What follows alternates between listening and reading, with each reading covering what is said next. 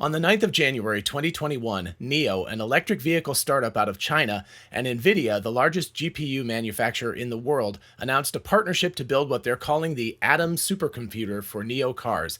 And while some sources say this is big trouble for Tesla, I don't think it will be, though the Atom system does look pretty impressive. Let's look at the specs of these chipsets and consider why Atom is unlikely to supplant Tesla's inference engine chipset in the quest for completely autonomous driving.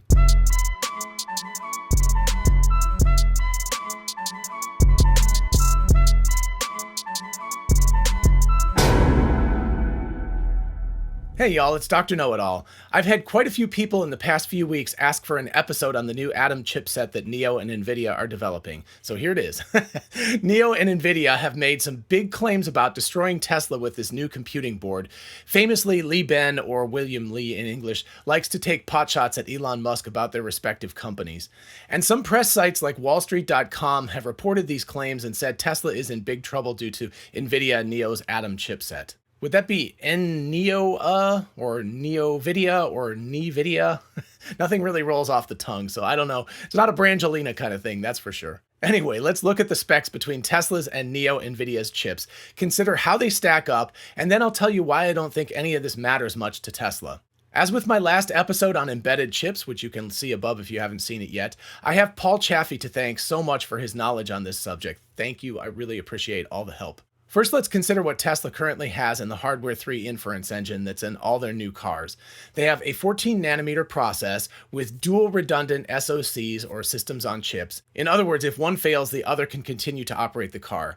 These chips have a 260 square millimeter footprint and 6 billion transistors that can crank out a whopping 144 tera operations per second in int8 mode. Each Tesla SoC chip has 2 NPUs, or neural processing units, to do rapid matrix math, and an 8-core GPU and 12 ARM GPU cores, and onboard high-speed ECC memory. And it runs on less power than a 100-watt light bulb, which is pretty amazing. So as you can see from the specs, this chip, which came out in 2019, is quite impressive and has really propelled Tesla to the point of being able to claim their cars will be able to drive fully autonomously very soon. Again, you can see that linked video for a more in-depth analysis of this chip and why it's so much better than traditional embedded automobile chips. Alright, so what about the NIO Nvidia Atom chipset? First, and importantly, this chip will only be out very late this year, 2021, or more likely early 2022, and certainly it will scale to mass production in 2022. It's going to be built around the NVIDIA Drive AGX Orin chip. That's a lot of stuff to say. It's a chip that's at the heart of the new Drive chipset that NVIDIA is working on. Their current version is the Xavier SoC.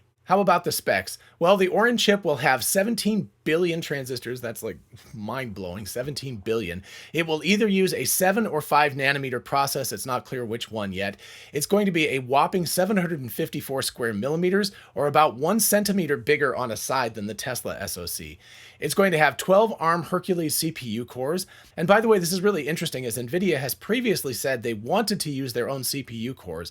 So I guess now they've decided to license ARM cores instead. This chipset will have some version of a next generation iGPU with an unknown number of CUDA cores, and it will be able to do 200 tera operations per second, which is pretty impressive compared to what I think is Tesla's 72 tera operations per second per chip. It's hard to tell, but I think their 144 claim is for both chips together. And the NVIDIA chip is going to run at between 65 and 70 watts of power intake. So this chip is obviously an incredible, beastly computer chip with much more performance than Tesla's current chips. What are the downsides? Well, first and foremost, the approximately 65 to 70 watt power draw is for one chip, not for the entire board. Recall, Tesla's entire board runs at under 100 watts. And if NIO plans to use 4 of these chips for redundancy, and yes, they're planning on 4 per vehicle, plus the other chips on their PCB, the entire board could easily run at 300 watts, or triple the wattage for the Tesla chipset. Of course, this is not a small thing when it comes to a battery car. The more power your computers take, the less is left for actually driving your car. It gets really crazy when we look at the NIO ET7, for example. This car is going to have a 150 kilowatt hour battery pack, compared to the Tesla Model Y's 75 kilowatt hours, so double. And partially the need for more power is going to come down to needing to power all 4 of these NVIDIA chips in it, as they'll draw somewhere around 250 to 300 watts of power just for the computer itself. And by the way, this is why I think the Apple M1 chip is such a big deal. If you haven't watched that video, definitely watch my video on the Apple M1 chip above. The M1 M1 chip is designed to run matrix-type math with much more power efficiency than NVIDIA's GPUs. We will see what happens with those chips, but I think Apple will make a bid to eat a really big portion of the autonomous vehicle computing hardware market, and this will likely come directly from NVIDIA's market share. Another interesting comparison here is that NVIDIA's chip does not have a dedicated NPU subsystem, as do the Tesla and Apple M1 chips. It does, however, have what's called DLA blocks, or Deep Learning Accelerator blocks, so it might end up proving to be a bit of a wash with Tesla's dedicated NPUs. Another interesting note is that in the press releases, NIO talks about their Atom architecture, which honestly is just their software atop 4 NVIDIA chips being able to do 1,000 tera operations per second, which is really amazing. But of course, if you think about it, this is a little bit misleading, as only half of that would actually be usable due to redundancy issues.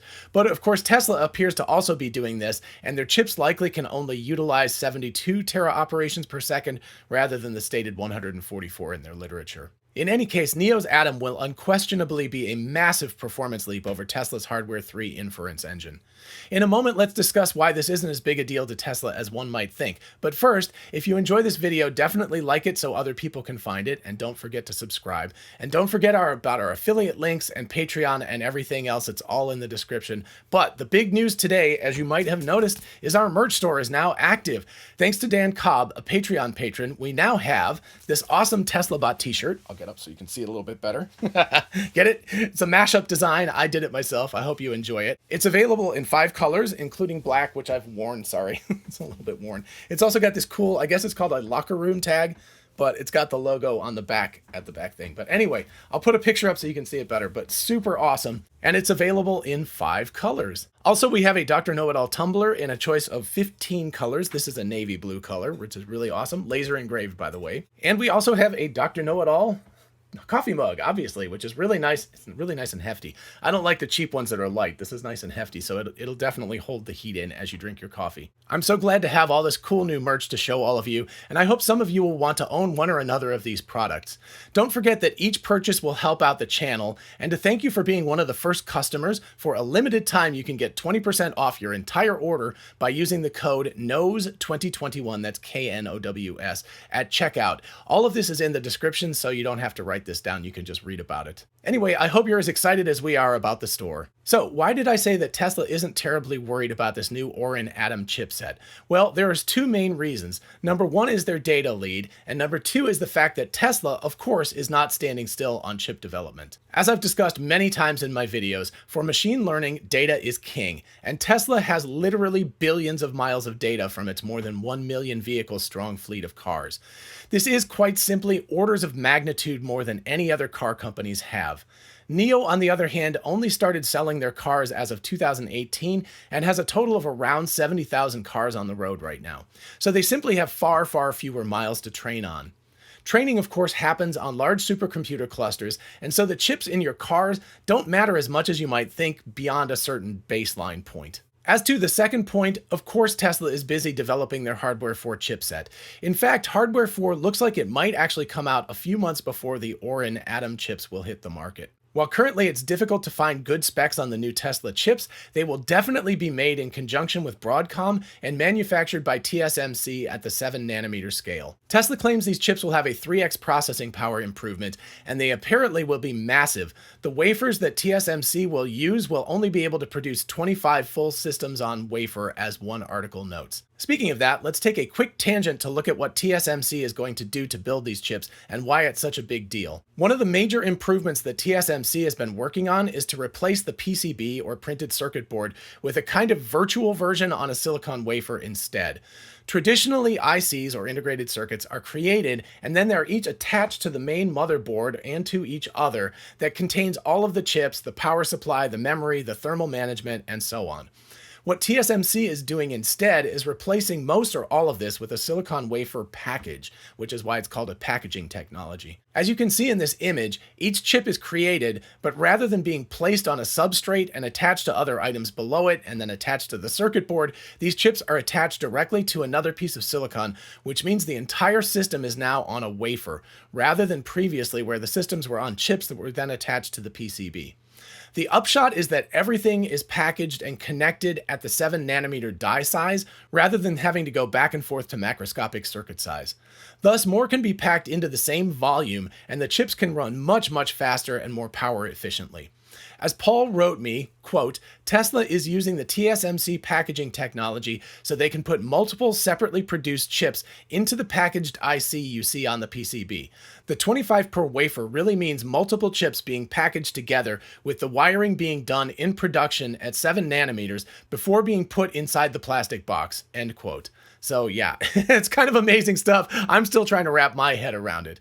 But at any rate, these new integrated systems TSMC will produce will likely be around the size of the NVIDIA Orin chips, but they will be fully integrated systems and should run at much lower power due to this 7nm packaging. Inferring a bit from Tesla's announcements, get it, inference chip? The entire chipset will likely have around 450 tera operations per second performance capability, which puts them more or less in line with the 500 tops that the two NVIDIA Orin chips would have. Remember that NIO will put 4 chips in their cars for the 1000 tera operations per second performance benchmark. Interestingly for Tesla, this new high-performance computing chip is being engineered by Broadcom and Tesla together, with TSMC doing the manufacturing, which is a bit of a departure from the Hardware 3 development as far as I know. As Broadcom has lots of experience in ASICs or specialized computing chips, this should really help the product get done faster and be more efficiently produced. And of note, this chipset, like the current Hardware 3 version, will not only do the full self-driving stuff, but is also in charge of how the car drives, in other words, motor control, regenerative braking, etc., and also the entertainment system, or the screen you interact with. A teardown of the Tesla screen shows there are no really brains inside it. It simply takes in data from the main inference engine chipset and displays that on the screen. This new Tesla chipset is almost certainly going to be a drop-in replacement for Hardware 3. In other words, a new board, but it will fit where the old one did and be pin compatible with Hardware 3 connections, so you can basically just open up the old one and stick the new one in. And the fact that the board is just tucked in behind the glove box makes this swap a very easy thing to do if Tesla retrofits older model cars to have this new technology, which they better do. One really amazing side note that Paul discovered while researching all this is that Tesla actually uses their heat pump and octovalve to directly cool their main computer board. Not having a separate cooling system dedicated to cooling the chips is a really great solution to an engineering problem, and I'm sure increases car efficiency a great deal. Given Tesla's historically great interest in efficiency, it's almost certain that they will attempt to get their new chips to operate in about the same power envelope as the current system. If they can get 3x improvement in processing for about the same power requirements, that's going to be a massive step forward. Currently, Tesla's hardware can process the full self-driving data at around 17 frames per second, so this new hardware should run at somewhere around 50 frames per second, which is, as any gamer knows, a really big improvement. In the end, both NVIDIA NIO and Tesla Broadcom TSMC will come out with similarly spec'd chips at around the same time, late next year, with full production slated for 2022 sometime. While the Nio and Nvidia announcement made some big news and several news sources touted that Tesla was in trouble, Tesla Hardware 4 is going to be very competitive with Atom, and they will certainly operate at lower power. If nothing else, Nio will use 4 SoCs to Tesla's 2. So both of these chips will enable their cars to perform ridiculous numbers of calculations per second and provide the basis for fully autonomous driving. What will spell the difference then is data, algorithms, and training. While Nio has some great software engineers, and thus they are likely working on really good algorithms, they don't have Dojo, and you can see my video on that linked above, so their training will be slower for now. And more importantly, they don't have the data that Tesla has. Between faster training and more data to train on, it's really unlikely that Tesla is going to fall behind Nio in the quest for full self-driving. And remember that Elon Musk has promised that even the current hardware, Hardware 3, is good enough to do full self-driving right now, as the beta videos keep showing us. So while Hardware 4 and Nio's Atom will certainly make the computers better, Tesla is already winning the autonomous driving battle. I'm all for competition, and I love that NVIDIA is pressing forward so hard to build a beast of an SoC for driving. This pushes Tesla to continue to improve rapidly, and at least in my opinion, they are poised to win the FSD race. The rest, as they say, is icing on the cake. Alright, I hope you enjoyed that video and found it informative. It was certainly very nerdy, so there you go. Anyway, if you did enjoy it, definitely remember to like and subscribe, and don't forget about the merch store as well. And in the meantime, please do ask me questions in the comments or at my email address, which is DrKnowItAllKnows@gmail.com. Till next time, bye-bye.